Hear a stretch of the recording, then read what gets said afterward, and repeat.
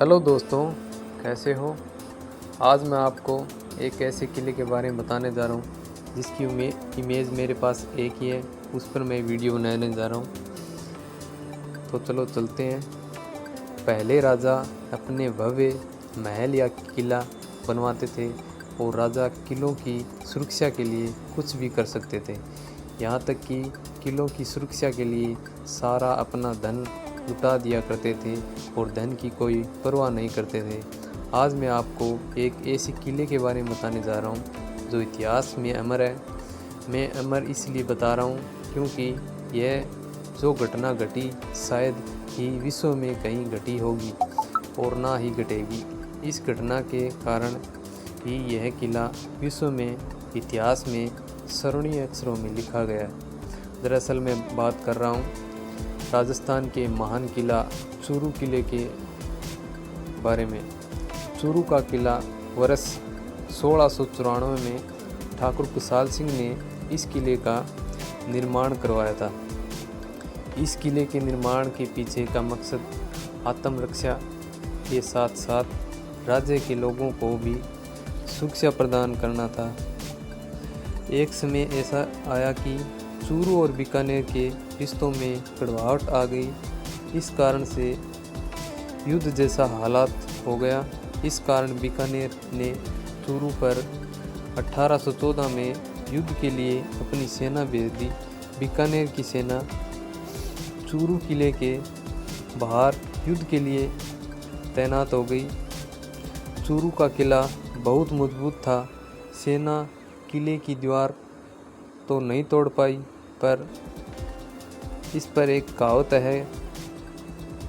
भी है कि दोहरा ऊपर नीमड़ी थोर ऊपर तोप, चांदी गोला चालता गोरा नाखा टोप। दोहरा यानी मिट्टी का टीला, नीमड़ी चूरू के उस टीले का नाम है जिस पर बीकानेर की सेना ने अपनी तोपें रखी हुई थी। दोनों रियासतों के बीच भयंकर युद्ध हुआ।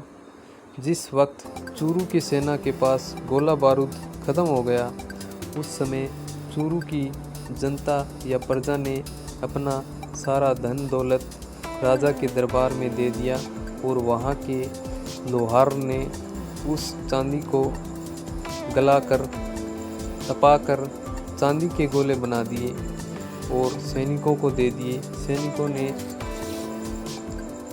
बीकानेर की सेना पर चांदी के गोले छोड़ दिए। इस कारण बीकानेर की सेना ने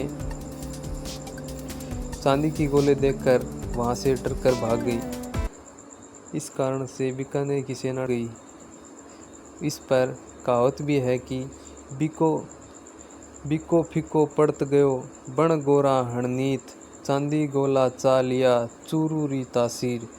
चूरू चमक चांदी होयो, चांदी गोला दाग, दाग चूरू पर लाग्यो नहीं, गयो बिकाणो भाग। इसका मतलब है कि चूरू का मस्तक चांदी की तरह चमक रहा है क्योंकि हमने चांदी के गोलों दाग कर बीकानेर और अंग्रेज़ों को भगा दिया है। चूरू पर हार का दाग न लगने से यह जंग दिखाती है दोस्तों कि राजस्थान में ऐसा भी राजा है कि उसकी प्रजा पैसों से ज़्यादा राजा और अपनी सुरक्षा के लिए बारे में सोचती है।